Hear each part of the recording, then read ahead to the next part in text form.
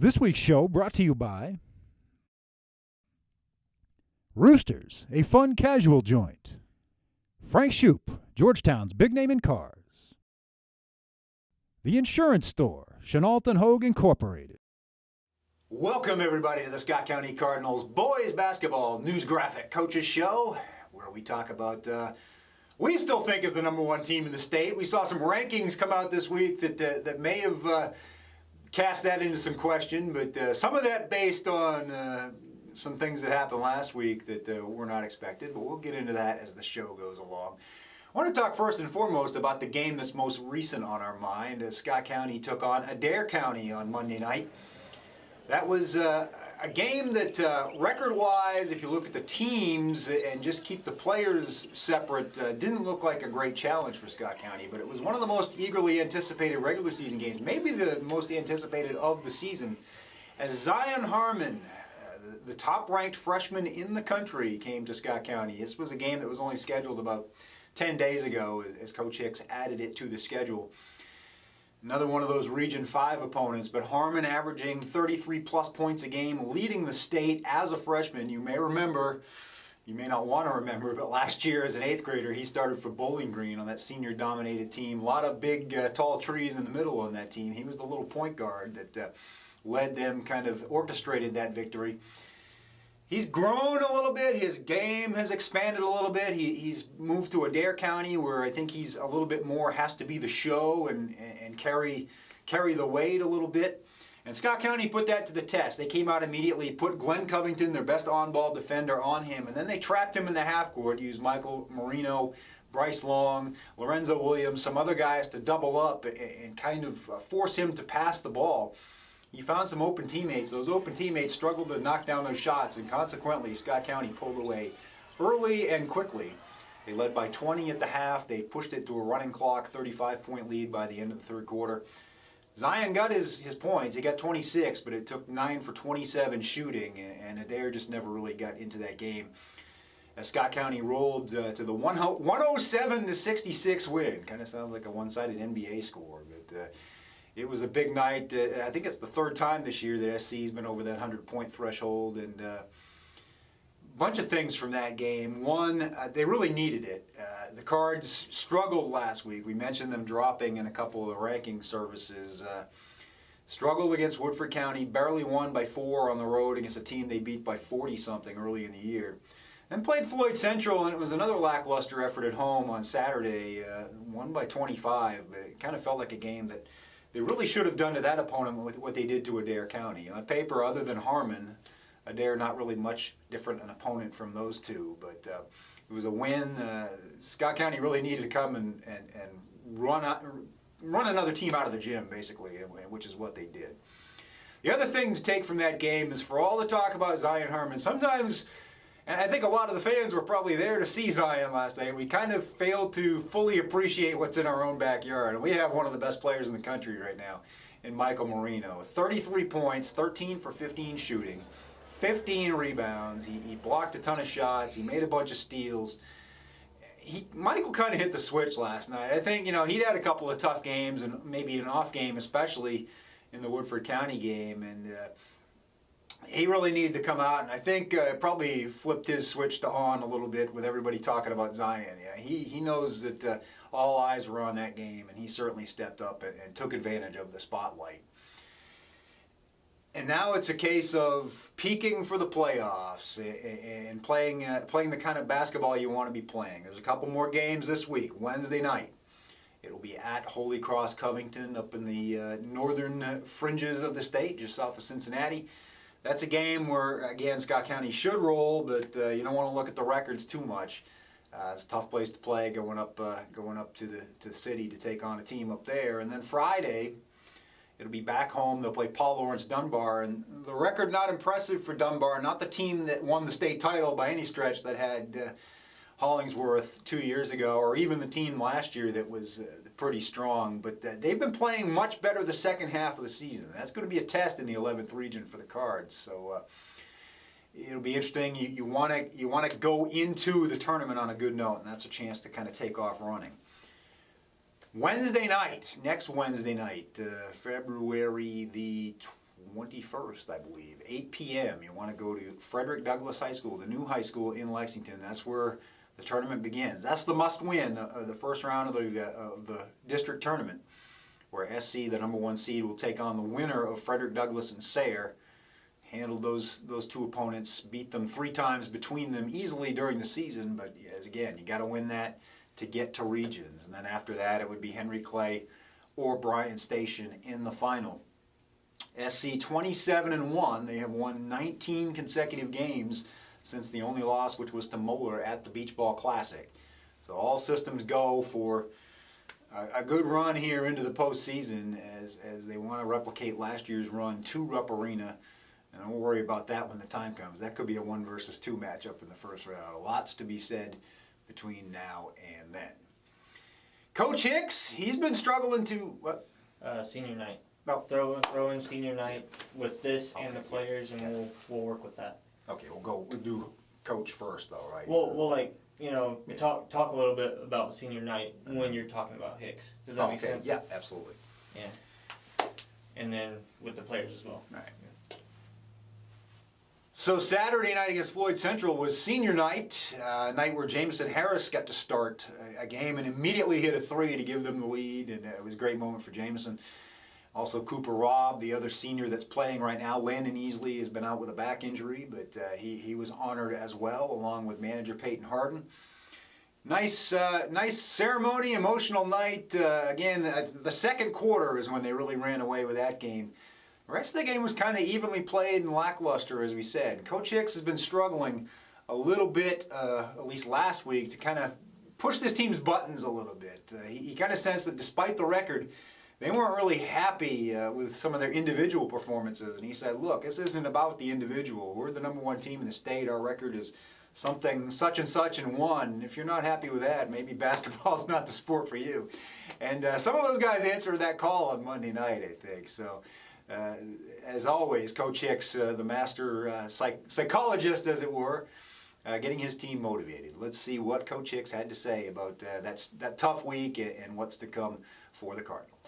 Scott County was clicking on all cylinders against Zion Harmon and Adair County. I tell you, that sort of fell right in their lap, and I really appreciate Coach Breeze for bringing them up here. And it's hard. It's not the easiest place to get a ball game at Scott County, especially last week of the season. Nobody wants to play Scott County. But Coach Breeze, he wanted a good challenge and brought them up, and it was great for the people of Central Kentucky to get to see Zion play.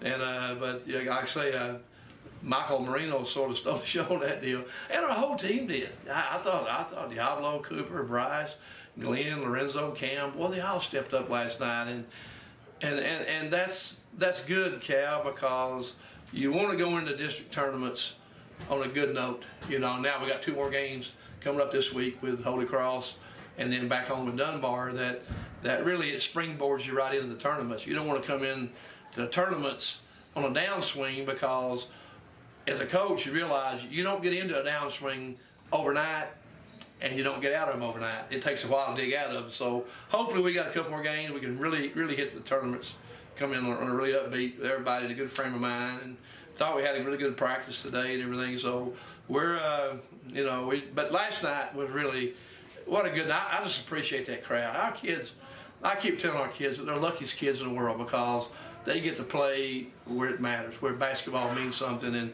the fans came out last night and just, gosh, this place was packed, and they got to see Zion play, but they also got to see our players play also. And as I said last night, I don't know if I've ever seen a player dominate a game in a while. It's been a long time. Nobody comes to mind the way Michael Marino dominated the game, defensively and offensively. Coach Hicks attributed last week's letdown to a rare dip in the schedule. That's the first week we've had all year that we play anybody ranked in the top 20. And I think our guys, our nose has been right to the grindstone all season long. We played good team after good team. And you look around the top 20, I don't think anybody's played as many top 20 teams as we have. And then last week they sort of took it, we sort of took it easy. And also everybody keeps saying, well, what happened to Woodford? Woodford played good. Woodford themselves thought Ryan had didn't ready to play good, and we worked on some stuff. And we just sort of, you know, when we got them down really bad there, like 20, 27, you know, 20. We jumped on them bad the first quarter. I was more concerned with trying to avoid that 35-second point rule than I was winning the ball game. So that's sort of backfired. Now we got to go and just get it.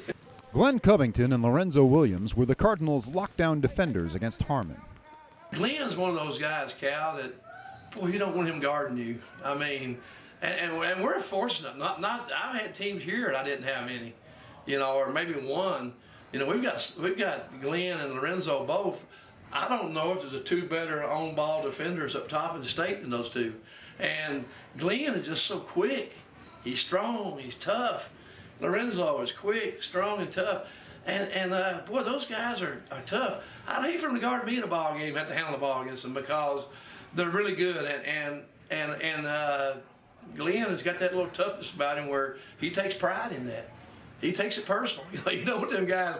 And I was trying to. He got a little mad. Him and Zion got a little feisty with each other, and I didn't want Glenn to get technical, get thrown out or anything because now you got to sit out 2 games. So I had to really keep an eye on that last night because Glenn won't back down.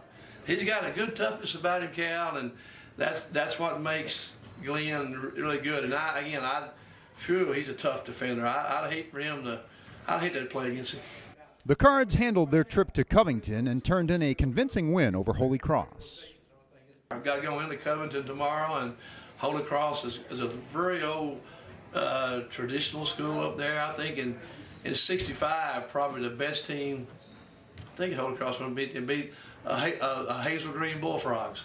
Come out of Hazel Green, knocked off Louisville Central in the quarterfinals, and then lost to Holy Cross in the state finals that year. And that Hazel Green basketball team had a guy named Richard Tuttle went to North Carolina. They had Paul Andrews who was All-American at Union College. They had Raymond Cox, who was All-American at Cumberland College. It was just a great basketball team.